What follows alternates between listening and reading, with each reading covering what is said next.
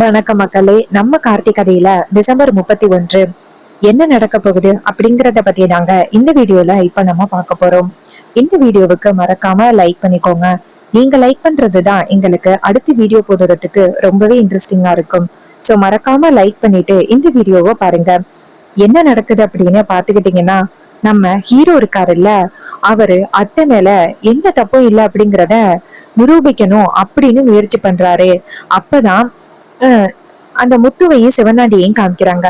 அவங்க ரெண்டு பேரும் நேரா ஹீரோ கிட்ட வந்துட்டு, என்னப்பா டிரைவர் பையலே, உங்க அத்தை மேல எந்த தப்புமே இல்லை அப்படின்னு நிரூபிக்கணும் அப்படின்னு ரொம்ப ட்ரை பண்ற போல. ஆனா இந்த வாட்டி நீ என்ன ட்ரை பண்ணாலும் அந்த ஈஸ்வரி மேல தப்பே இல்லை அப்படின்னு உன்னால நிரூபிக்கவே முடியாது. ஏன்னா இந்த வாட்டி நாங்க வச்ச செக் அப்படி. இங்க பாரு, அந்த ஈஸ்வரி இன்னும் கொஞ்ச நேரத்துல அதிகாரிங்க பிடிச்சிட்டு போக போறாங்க அப்படின்னு. அப்ப ஹீரோ சொல்றாரு, இங்க பாருங்க, நீங்க தான் இது எல்லாத்தையும் பண்ணிருக்கீங்க அப்படிங்கறது நல்லாவே தெரியுது. அந்த சந்திராவை வச்சு நகையை எடுத்து மாத்தி வச்சிருக்கீங்க. அத கூடிய சீக்கிரம் நான் நிரூபிக்கிறேன். முத்து சொல்றாரு, இங்க பாருடா, உண்மையான நகை யாருகிட்ட இருக்கு அப்படின்னு தெரிஞ்சாதானே உன்னால என்ன ஏதுன்னு கண்டுபிடிக்க முடியும். இங்க பாரு, இந்த வாட்டி ஈஸ்வரிக்கு கிடைக்க வேண்டிய மரியாதை என் மகனுக்கு தான் கிடைக்க போகுது அப்படின்னு சொல்ல, ஹீரோ சொல்றாரு, அதையும் பார்க்கலாமே, இங்க முடிஞ்ச அளவுக்கு கற்பனை பண்ணிக்கிடுங்க. இந்த முதல் மரியாதை எங்க அத்தைக்கு தான் கிடைக்கும். அதுல எந்த வித மாற்றமும் இல்ல. அப்ப சிவனாண்டி கேக்குறாரு, ஏண்டா உனக்கு கொஞ்சம் கூட அறிவே இல்ல? அதான் ஈஸ்வரி உன்னை ரொம்ப அவமானப்படுத்தி பேசுறாளே, ஏன் நீ அவளை வந்துட்டு தலையில தூக்கி வச்சு கொண்டாடுற? அப்ப ஹீரோ சொல்றாரு, இங்க பாருங்க, என் அத்தை வந்துட்டு என் மேல கோவமா இருக்காங்க. நான் அவங்க கிட்ட சொன்ன பொய்னால கோவமா இருக்காங்களே தவிர்த்து மத்தபடி அவங்க என் மேல எந்த வகையிலையும் கோவம் இல்லை. அவங்களுக்கு வந்துட்டு நான் பொய் சொல்லிட்டேன் அப்படிங்கிற ஒரு கோவம் மட்டும்தானே தவிர்த்து வேற எதுவும் இல்லை அப்படி. அதோட எங்க பாட்டி மேல உள்ள ஒரு பொய்யான குற்றச்சாட்டு, இது எல்லாத்தினாலதான் அத்தை இப்ப கோவமா இருக்காங்க. பட் அது எல்லாத்தையுமே நான் சமாளிச்சுப்பேன். பட் நீங்க தேவையில்லாம அத்தைக்கு பல வகையில பிரச்சனைகள் கொடுத்துக்கிட்டு இருக்கீங்க. அது எல்லாத்துக்கும் நான் கூடிய சீக்கிரம் முடிவு கட்ட போறேன், உங்களுக்கு சேர்த்து முடிவு கட்ட போறேன் அப்படின்னு சொன்னதும் ரொம்பவே ஷாக் ஆகுறாங்க அந்த சிவனாண்டி. அப்ப முத்து சொல்றாரு, இங்க பாருடா, உன்னால முடிஞ்ச அளவுக்கு புலம்பி தள்ளிக்க, கண்டிப்பா உன்னால எங்களை ஜெயிக்கவே முடியாது அப்படின்னு சொல்லிட்டு நேரா ஹீரோ கிட்ட சொல்லிட்டு நேரா அவங்க மகன் கிட்ட, வாடமானு போகலாம், இவன்கிட்ட பேசி என்னடா பிரயோஜனம், நமக்கு நிறைய வேலை இருக்குல்ல அப்படின்னு சொல்லிட்டு கிளம்புறாங்க. சோ இத பார்த்ததும் நம்ம ஹீரோ நினைக்கிறாரு, சோ கண்டிப்பா இவங்கதான் அந்த நகையெல்லாம் எடுத்திருப்பாங்க அப்படிங்கறது நல்லாவே தெரிஞ்சு போச்சு. இவங்க வாயிலேந்தி ஒத்துக்கிட்டாங்க, அந்த சந்திரா தான் இப்படிப்பட்ட ஒரு காரியத்தை பண்ணிருக்காங்க. நகையெல்லாம் எடுத்து கொடுத்துட்டு அத்தை மேல பழிய போறதுக்காகவும் அவங்க புருஷனுக்கு முதல் மரியாதை கிடைக்கணும் அப்படிங்கறதுக்காகவும் இப்படிப்பட்ட ஒரு காரியத்தை பண்ணிருக்காங்க. இதுக்கு மேலேயும் நடக்கிற சம்பவம் எல்லாத்தையுமே நம்ம வேடிக்கை பாக்குறது ரொம்ப தப்பு அப்படின்னு தெரிஞ்சு போச்சு. அவங்களுக்கு நம்ம சரியான பதிலடி கொடுத்தாதான் சரியா இருக்கும் அப்படின்னு சொல்லிட்டு நம்ம ஹீரோ என்ன பண்றாருன்னா நேரா உண்மையை கண்டுபிடிக்கிறதுக்காக கிளம்புறாரு. மயிலு நேரா ஹீரோ கிட்ட, சகல, அத்தை எந்த தப்புமே பண்ணிருக்க மாட்டாங்க சகல, ஏன் இப்படி பண்றாங்க? அப்ப ஹீரோ சொல்றாரு, எனக்கு நல்லாவே தெரியும் அத்தை எதுவும் தப்பு பண்ணல அப்படின்னு. இது எல்லாத்துக்கும் காரணம் அந்த சந்திரா தான். அவங்க வீட்டுக்குள்ளேயே இருந்துகிட்டு வீட்டுல உள்ள அந்த நகையை எடுத்து சிவனாண்டி கிட்ட கொடுத்திருக்காங்க. அவன் அந்த டூப்ளிகேட் நகையெல்லாம் எடுத்து கொண்டாந்து வச்சு இவங்க மாத்தி வச்சிருக்காங்க. சோ இது எல்லாமே சர்க்கிள்ல நடந்திருக்கு, நமக்கு தெரியாமையே. சோ அந்த சந்திரா தான் இப்படிப்பட்ட ஒரு காரியத்தை பண்ணி முதல் மரியாதை அவங்க புருஷனுக்கு கிடைக்கணும் அப்படின்னு இப்படி பண்ணிக்கிட்டு இருக்காங்க. அவங்களுக்கு ஒரு முடிவை கட்டணும் அப்படின்னு. இதை கேட்டதும் மயிலும், சரிங்க சகல, எப்படி கண்டுபிடிக்கிறது அப்படின்னு சொல்ல, ஹீரோ சொல்றாரு, அந்த சிவனாண்டி வீட்டுக்குள்ளதான் அந்த நகை இருக்கு. சோ அந்த நகையை நம்ம எப்படியாவது வெளியில கொண்டு வரணும். அதுக்கு நம்ம ஏதாவது ஒரு பிளான் பண்ணணும். அப்ப மயிலு சொல்றாரு, சகல, என்கிட்ட ஒரு சூப்பர் பிளான் இருக்கு. அப்ப ஹீரோ சொல்றாரு, சரி சொல்லுங்க என்ன பிளான் அப்படின்னு. அப்ப மயிலு சொல்றாரு, சகல, அவனுங்க சரியான பணத்தாசை பிடிச்சவனுங்க. அவனுங்களுக்கு நம்ம பணத்தாசை காமிச்சோன்னு வச்சுக்கிடுங்களேன், அவனுங்க கண்டிப்பா அந்த நகையை கொடுத்துருவானுங்க. ஹீரோ சொல்றாரு, நம்ம பணம் தரோன்னு சொன்னா அவனுக்கு கண்டிப்பா ஒத்துக்க மாட்டானுங்க. அவனுங்களை பொறுத்த வரைக்கும் நான் தோற்று போகணும், அத்தை எப்படியாவது ஜீரோ ஆகணும், அதுதான் அவங்களோட நோக்கமே. சோ அதுக்கு நம்ம இடம் கொடுக்க கூடாது.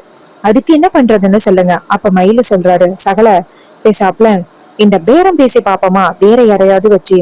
ஹீரோ சொல்றாரு, ஆமா அது கூட நல்லாதான் இருக்கு. சரி ஓகே, நான் ஆட்களை ஏற்பாடு பண்றேன் அப்படின்ட்டு நம்ம ஹீரோ 2 3 பேரை ஏற்பாடு பண்றாங்க. அவங்க 3 பேரும் நேரா நம்ம ஹீரோ வந்து பாக்குறாங்க. ஒருத்தர் சேட்டு மாதிரி இருக்காரு. ஹீரோ நேரா அவர்கிட்ட, இங்க பாருங்க, உங்க 2 பேருக்கிட்டையும் ரொம்ப முக்கியமான ஒரு பொறுப்பை கொடுக்க போறேன். எனக்கு தெரிஞ்ச ஒரு வீடு இருக்கு, அங்க சாமி நகைகளை திருடி வச்சிருக்காங்க. அவங்க வீட்டுக்கு போயிட்டு அந்த நகைய எப்படியாவது பேரம் பேசி நீங்க வாங்கணும். அதுக்கு அவர் சொல்றாரு, சார் அவ்வளவுதானே சார், நாங்க எவ்வளவோ இடத்துல போய் நடிச்சு அவங்களை ஏமாத்திருக்கோம் சார், இந்த வாட்டி நாங்க பண்றோம் சார் அப்படின்னு சொல்ல, ஹீரோவும் சரி ஓகே, நான் தான் உங்களை அனுப்புனேன் அப்படிங்கிற விஷயம் அவங்களுக்கு தெரியக்கூடாது, நகை எப்படி என் கையில இருக்கு அப்படின்னு உங்களுக்கு தெரியும்னு கேட்டா நீங்க ஏதாவது சொல்லி சமாளிங்க.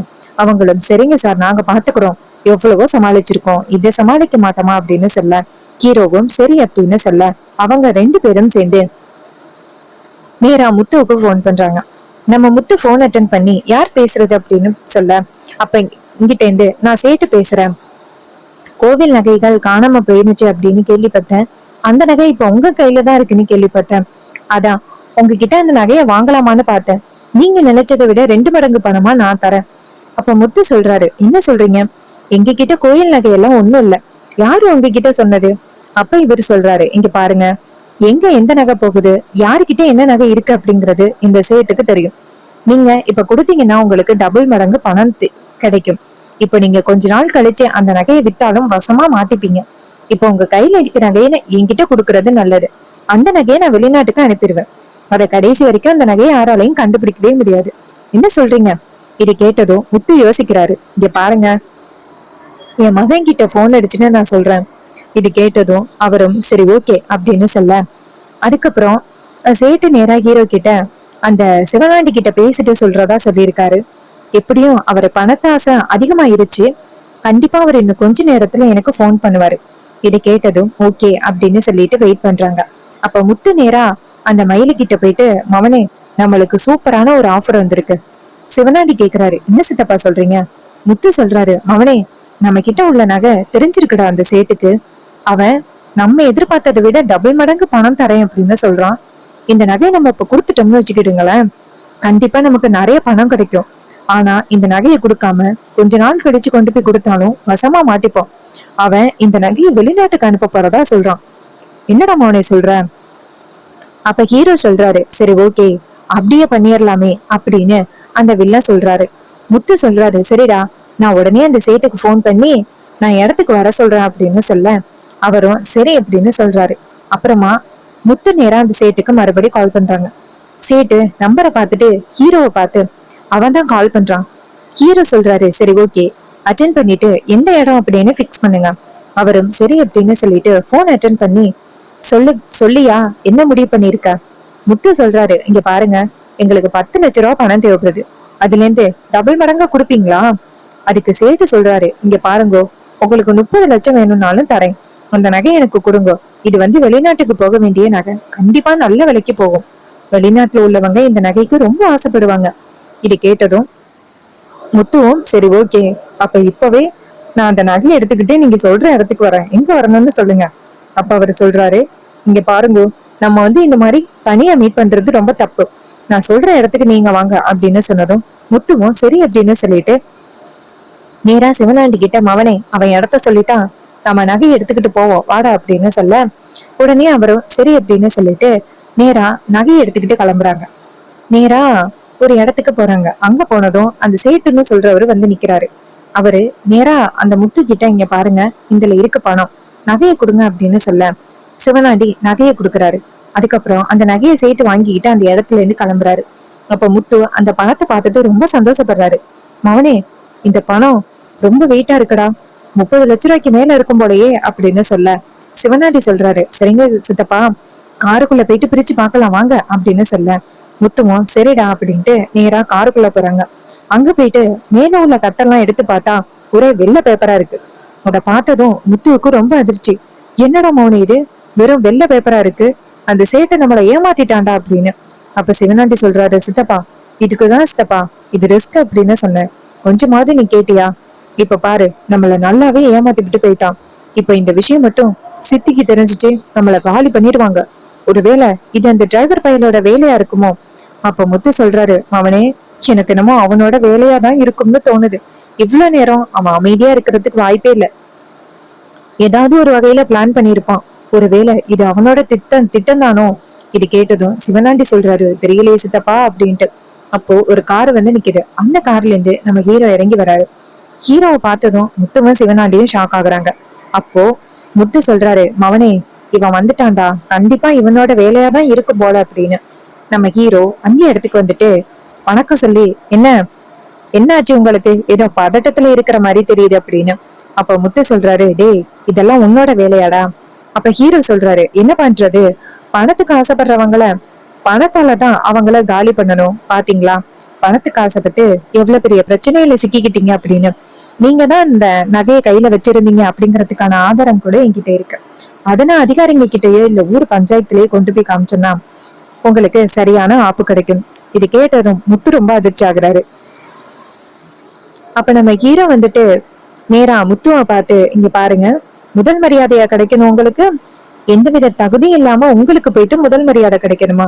அதற்கெல்லாம் வாய்ப்பே கிடையாது. இன்னும் கொஞ்ச நேரத்துல அத்தைகிட்ட எல்லா உண்மையும் சொல்றேன் அப்படின்னு சொல்லிட்டு அவரு சொல்ல, இது கேட்டதும் இவரு ரொம்பவே ஷாக் ஆகுறாரு. நம்ம ஹீரோ வந்துட்டு கரெக்டா அந்த ஆதாரம் எல்லாத்தையுமே எடுத்துக்கிட்டு நேரா அவங்க அத்தையை காப்பாத்துறதுக்காக போறாங்க. அங்க போயிட்டு அதிகாரிங்க கிட்ட அந்த ஆதாரத்தை கொடுத்துட்டு அத்தை மேல எந்த தப்பும் இல்லை அப்படின்னு சொல்ல, அவங்களும் சரிங்க தம்பி அப்படின்னு சொல்லிட்டு ஈஸ்வரியை ரிலீஸ் பண்றாங்க. ஈஸ்வரி நேரா ஹீரோவை பார்த்து, இங்க பாரு, நீ தேவையில்லாத இதுல தலையிடுற. அப்ப ஹீரோ சொல்றாரு, இங்க பாருங்க அத்தை, நீங்க என்ன பிரச்சனை இருந்தாலும் அது வந்து காப்பாற்ற வேண்டியது என்னோட பொறுப்பு. நீங்க என்னை பத்தி தப்பா நினைக்கிறேன்னு நினைச்சுக்கிடுங்க அப்படின்னு சொல்ல ஈஸ்வரி கோவப்படுறாங்க. அப்ப மயிலி சொல்றாரு, இங்க பாருங்க அத்தை, உங்களுக்கு முதல் மரியாதை கிடைக்கணும். அதை வந்து தடுக்கிறதுக்காக அந்த சிவனாண்டியும் முத்துவும் இப்படிப்பட்ட ஒரு காரியத்தை பண்ணிருக்கானுங்க. அவனுங்களை நம்ம சாதாரணமா நினைக்க கூடாது அப்படின்னு சொல்ல ஈஸ்வரியும், இங்க பாருங்க, அது எனக்கு தெரியும், யாரார எப்படி டீல் பண்றது அப்படிங்கறத நான் பாத்துக்கிறேன். நீங்க எனக்கு சொல்லி புரிய வைக்க வேணும் அப்படின்னு அவசியம் இல்ல அப்படின்னு ஈஸ்வரி அந்த இடத்துல இருந்து போறாங்க. அப்ப மயிலு சொல்றாரு, பாத்தீங்களா சகல, எவ்வளவு பெரிய பிரச்சனையில இருந்து நீங்க அத்தையை காப்பாத்திருக்கீங்க. ஆனா அது கூட அத்தைக்கு தெரியவே இல்லை. பெரிய விஷயமா எடுத்துக்காம எப்படி போறாங்க பாத்தீங்களா?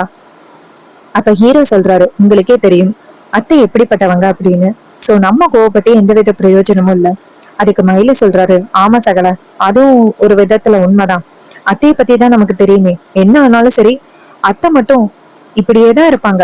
அப்ப ஹீரோ சொல்றாரு, சரி ஓகே, அடுத்து நம்ம வேலை என்ன, அந்த 3 பேருக்கும் நம்ம சரியான ஆப்பு வைக்கணும். இது கேட்டதும் நம்ம மயிலும் ஆமா சகல அப்படின்னு சொல்லிட்டு நேரா வீட்டுக்கு போறாங்க. அதுக்கப்புறம் ஊர் பஞ்சாயத்துல உள்ளவங்க எல்லாருக்குமே தெரிய வருது ஈஸ்வரி மேல தப்பில்லை அப்படின்னு. சோ ஹீரோ வந்துட்டு அந்த உண்மையான நகைய ஊர் மக்கள் கிட்ட ஒப்படைச்சிடுறாங்க. இங்க பாருங்க, எங்க அத்தை மேல தேவையில்லாம யாரோ இப்படி ஒரு பழி போட்டிருக்காங்க. சோ நீங்க வந்துட்டு அத்தைய மறுபடியும் கோவிலுக்குள்ள கூப்பிடணும். அவங்க சொல்றாங்க, சரிங்க தம்பி அப்படின்னு சொல்லிட்டு எல்லாரும் ஈஸ்வரியோட வீட்டுக்கு வராங்க. வீட்டுக்கு வந்துட்டு, இங்க பாருங்கம்மா, அந்த நகை மறுபடியும் வீட்டுக்கு கோவிலுக்கு வந்துட்டு உங்க மேல எந்த தப்புமே இல்ல, உங்களுக்கு கெட்ட பேரு எடுத்து கொடுக்கணும் அப்படிங்கறதுக்காக யாரோ இப்படிப்பட்ட ஒரு சதி திட்டத்தை போட்டிருக்காங்க அப்படின்னு நாங்க எல்லாருமே புரிஞ்சுக்கிட்டோம். நாங்க பண்ண தப்புக்கு உங்ககிட்ட மன்னிப்பு கேட்கிறோம். பண்ண தப்புக்கு பிராய்ச்சித்தமா உங்களுக்கு முதல் மரியாதை கொடுக்கணும் அப்படின்னு ஆசைப்படுறோம், வாங்க அப்படின்னு சொன்னதும் ஈஸ்வரியும் சரி அப்படின்னு சொல்லிட்டு நேரா கோவிலுக்கு போறாங்க. அங்க போனதும் ஈஸ்வரிக்கு முதல் மரியாதை கிடைக்குது. இத பார்த்துட்டு வில்லி செம டென்ஷன் ஆகுறாங்க. நம்ம புருஷனுக்கு தான் இந்த முதல் மரியாதை கிடைக்கணும் அப்படின்னு ஆசைப்பட்டோம், ஆனா அக்கா காரிக்கு கிடைக்குது அப்படின்னு செம டென்ஷன் ஆகுறாங்க. அப்போ நம்ம ஹீரோ நேரா அவங்க சின்னத்தைய பார்த்துட்டு, என்ன சின்னத்தை, மனசுக்குள்ளேயே ஏதோ வெந்து நோகுற மாதிரி தெரியுது, இங்க பாருங்க, அத்தைக்கு கிடைக்க வேண்டிய முதல் மரியாதை வேற யாருக்கும் கிடைக்கிறதுக்கு வாய்ப்பே இல்லை. அத்தைக்கு என்ன பிரச்சனை வந்தாலும் நாங்க நிப்போம் அப்படின்னு சொன்னதும் அந்த வில்லி மறைக்கிறாங்க நம்ம ஹீரோவை. அப்ப ஹீரோ வந்துட்டு நேரா சின்னத்தைய பார்த்து, இங்க பாருங்க சின்னத்தை, இப்படியே இந்த குடும்பத்துக்குள்ள தொடர்ந்து பிரச்சனை பண்ணிக்கிட்டு இருக்கலாம் அப்படின்னு இனிமே நினைக்காதீங்க, இதோட இது முடிச்சுக்கிட்டா நல்லது. அப்ப வில்லி மறைக்கிறாங்க. சோ இந்த கதை உங்களுக்கு பிடிச்சிருந்துச்சுன்னா இந்த வீடியோவுக்கு மறக்காம லைக் பண்ணிக்கோங்க. நீங்க லைக் பண்றதுதான் எங்களுக்கு அடுத்த வீடியோ போடுறதுக்கு ரொம்பவே இன்ட்ரெஸ்டிங்கா இருக்கும். சோ மறக்காம லைக் பண்ணிட்டு இந்த வீடியோவை பாருங்க. தேங்க்யூ ஃபார் வாட்சிங்.